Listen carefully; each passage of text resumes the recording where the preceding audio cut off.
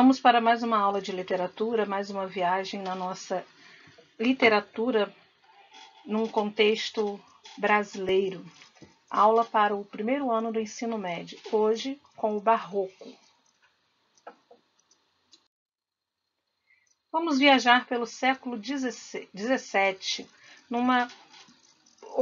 olhando um pouquinho para o contexto histórico do mundo. O que está acontecendo nesse mundo do século XVII?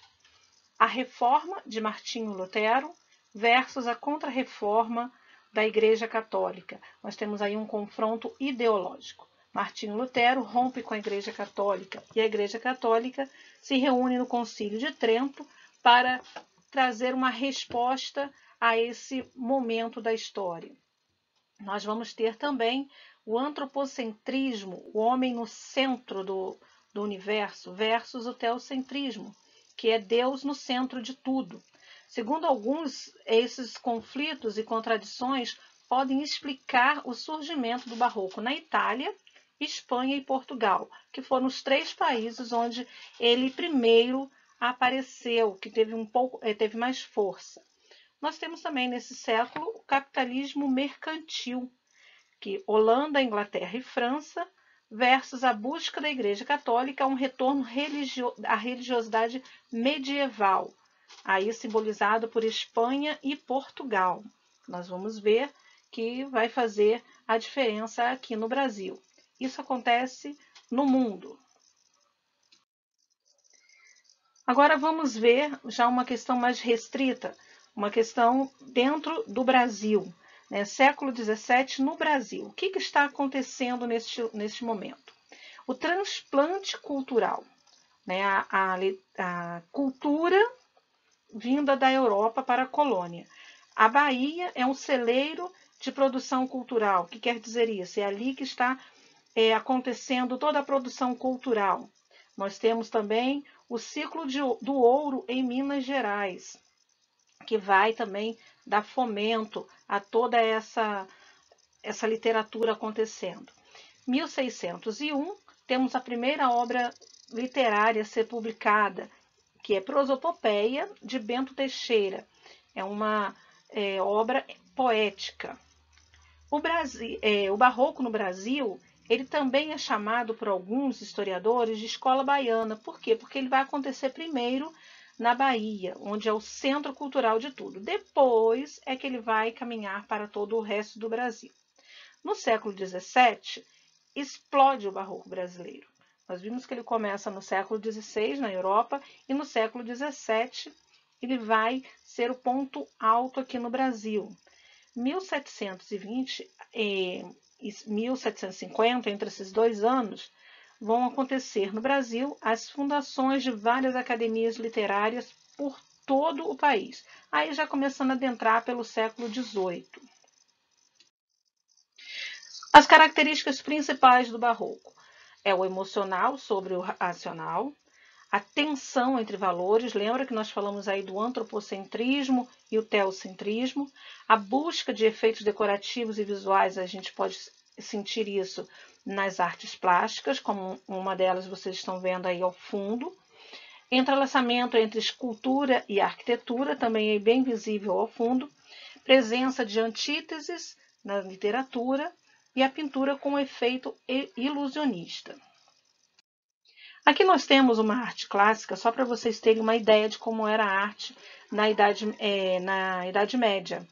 Então, uma arte mais clara, mais um fundo branco, bem visível, todas as colunas, todas as pessoas, né? Então, tudo isso a gente pode ver claramente na arte clássica.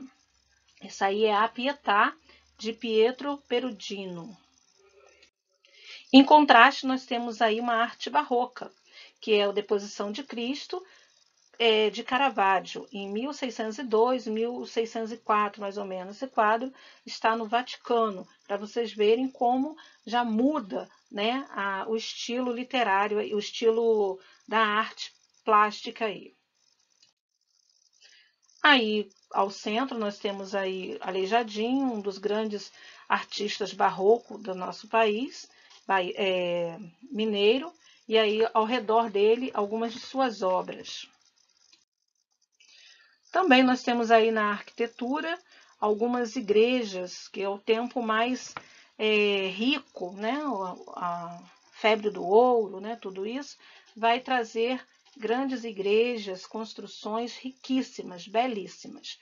Aí nós temos algumas em Minas e no Recife, Candelária no Rio, e tudo isso aí a gente tem pelo Brasil afora aí. Essa é o interior da igreja de São Francisco, em Salvador. Esse dourado que vocês estão vendo aí é ouro, toda ela revestida em ouro, em folhas de ouro. Bom, agora o que nos interessa mais propriamente, né, que é a literatura. Nós temos também na literatura a guerra, né, o conflito, guerra não, o conflito, melhor dizendo, entre razão e fé, vida e morte, pecado e perdão, claro e escuro, luz e sombra. Este quadro aí é o mesmo quadro que vocês viram mais atrás, né, a Deposição de Cristo, de Caravaggio. Bom, nós vamos ter aí duas tendências principais no barroco literário. O barroco ele não é só a arte plástica, ele também chega na arte literária. Nós temos o cultismo, que é o uso exagerado de metáforas, sinestesia, aliterações, de várias figuras de linguagem que vocês estão vendo aí. E ele é altamente descritivo, culto à forma perfeita e ao jogo de palavras. Quem vai introduzir isso aí na literatura é Dom Luiz de Gôngora. Então, isso também vai ser conhecido como gongorismo. E nós temos o conceptismo de Dom Francisco de Quevedo, que vai utilizar a razão, mais a razão do que os sentidos. Ele é mais analítico. A gente vai perceber muito essa concepção aí, essa tendência, nos escritos de Padre Antônio Vieira, que nós vamos ver em uma outra aula. Tá bom? Então, ele tem o jogo de ideias e argumentos, também conhecido como quevedismo. No Brasil, essas tendências também vão ter uma outra pitadinha, que é a contradição, que expressa a dualidade de um homem que oscila entre a fé e o prazer, o celestial e o terreno. Nós temos aí um confronto de ideologias, lembra? Um confronto de ideias, né, entre céu e terra. Então, esse homem dual vai aparecer nesse momento. Os grandes escritores, né, os maiores deles, na poesia, Gregório de Matos, que nós vamos ver separadamente, Bento de Teixeira, Botelho de Oliveira e Frei Taparica. Gregório de Matos, embora Bento Teixeira tenha inaugurado o barroco brasileiro literário, né, o barroco literário brasileiro, Gregório de Matos vai ser o que vai ser o expoente maior de todos eles. Na prosa, nós vamos ter Padre Antônio Vieira, Sebastião da Rocha Pita e Nuno Marques Pereira.